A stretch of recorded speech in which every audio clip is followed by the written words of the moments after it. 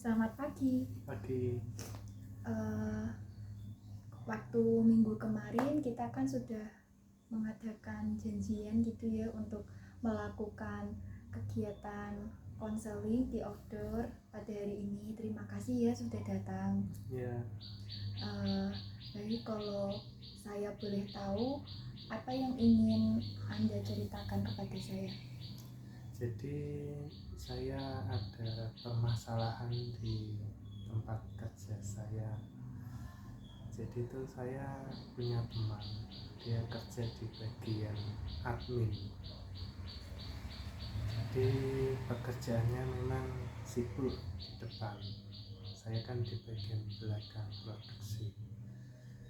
Nah, namanya dunia pekerjaan kan pasti ada masalah lah ya di pekerjaannya gitu. Nah, permasalahannya itu dia selalu mengeluh di belakang gitu, larinya ke belakang, cerita ini itu gitu, entah permasalahan dari pekerjaannya, sikap bosnya, kebiasaan bosnya pun juga diceritakan gitu. Menurut Anda dari keluhan teman Anda ini yang bermasalah itu mengganggu di tempat, maksudnya mengganggu kondisi atau suasana di tempat kerja itu atau tidak?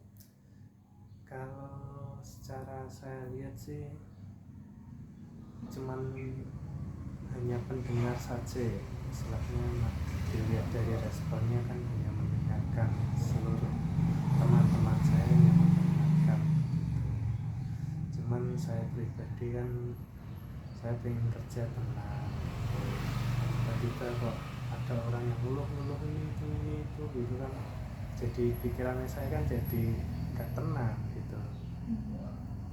Saya tuh bingung itu caranya ngatasi orang kayak gitu gimana gitu. Saya juga pernah bilang buat mbaknya itu suruh resign saja, mungkin tempat kerja lain lebih enak, lebih nyaman gitu. Cuman tuh tanggapannya malah kurang senang gitu sama sarannya saya. Saya kerja di situ ya gimana ya, kalau kerja kondisinya seperti itu banyak keluhan juga kan tidak enak juga gitu. Jadi kira-kira gimana untuk menyikapi mbaknya itu? Kalau saya boleh tahu terlebih dahulu, kira-kira masalah atau hal-hal yang tidak disenangi oleh Anda, maksudnya apa yang dilakukan oleh teman Anda ini? Ya seperti tadi tuh kan mengeluh terus gitu ya. Saya juga kadang tuh nyetel musik biar suaranya tuh tidak dengar gitu loh gitu. Kadang saya tinggal gitu, cuman kan suaranya kan terlalu keras. Apa saya resign saja atau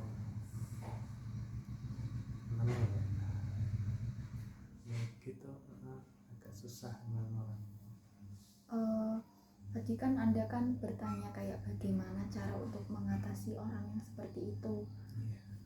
Kira-kira langkah-langkah apa saja yang sudah pernah Anda lakukan untuk menghadapi masalah ini? Kalau saya sementara sih tadi ya, untuk mencoba ngasih saran untuk resign, cari tempat baru yang mungkin bisa lebih tenang dia dalam bekerja. Atau kadang saya kalau nggak suka ya saya agak mundur. Sama saya juga ada kepikiran resign saja sekalian daripada ngadepi orang kayak gitu kan. Ya 3 itu poin itu sih. Kira-kira pernah sampai yang berantem besar gitu atau enggak? Ya itu waktu pertama kali saya ngasih saran itu gitu. Jadi itu dia emang responnya agak kurang seneng ya, marah gitu. Terus sama bestinya teman ceweknya juga itu juga marah ke saya gitu. kamu menyuruh dia pergi ke situ.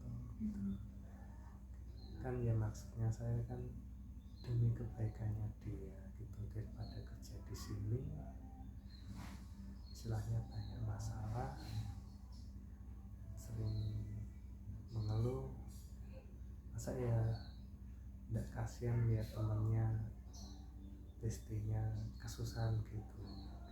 Sedangkan kamu nggak bisa bantu, pikiran kan gitu. Kemudian kalau boleh tahu, masalah ini tuh dia sudah berapa lama, maksudnya kayak jadi pribadi yang menyebalkan seperti itu dari awal Mas masuk atau memang sudah pertengahan?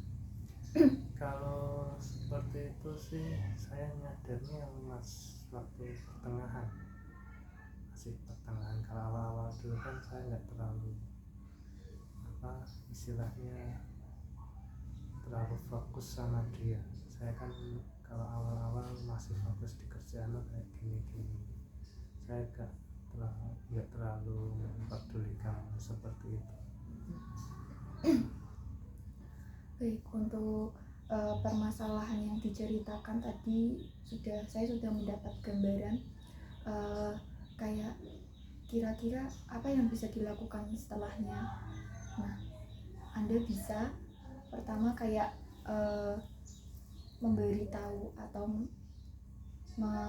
menasehati, bukan maksudnya dalam menasehati yang kayak digurui itu bukan, tapi kayak diperingati gitu loh Mas, kayak kamu kalau bisa tuh jangan kayak gini gitu ke orangnya. Tapi kan mesti kan tiap orang kan punya sisi menolak yang dia tuh nggak terima masukan atau kritikan dari orang lain. Nah, itu hal seperti itu tuh wajar. Jadi mungkin kita harus perlahan-lahan mengasih saran atau ngasih peringatan kepada orang itu. Nah, mungkin kalau misal hal itu sudah tidak berlaku lagi, mungkin bisa ditegur secara keras atau Anda lebih baik mungkin menjauhinya.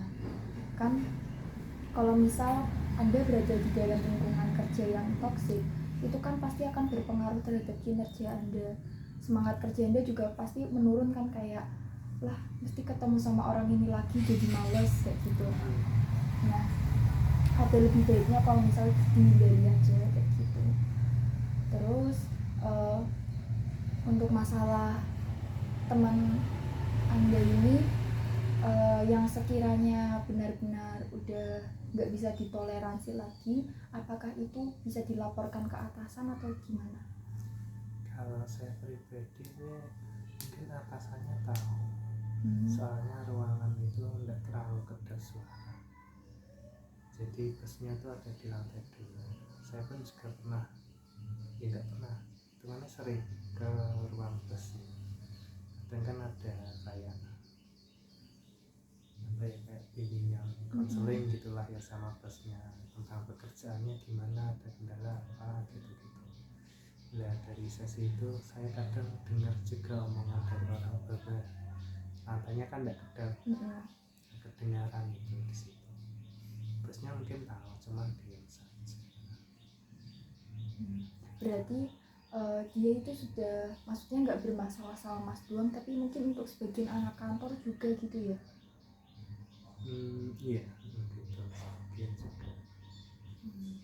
Ini pribadi yang seperti ini kayak merugikan sekali dalam dunia pekerjaan. Yaitu langkah yang baik mungkin memberitahu perlahan, kemudian kalau sudah tidak bisa diberitahu lagi, mungkin lebih baik menjauhinya saja, kayak berkomunikasi ala kadarnya, jangan terlalu dekat, takutnya nanti malah terbawa oleh pengaruhnya yang buruk gitu.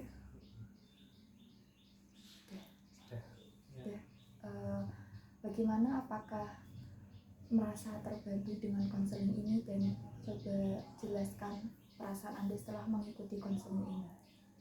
Menurut saya ada wawasan lebih ya untuk menyikapi permasalahannya saya yang barusan saya jabarkan tersebut. Ya, saya terima kasih karena bisa memberi saran mendengarkan dan saya juga merasa lega juga gitu. Terima kasih. Ya, terima kasih kembali. Silakan melanjutkan kegiatan Anda. Iya.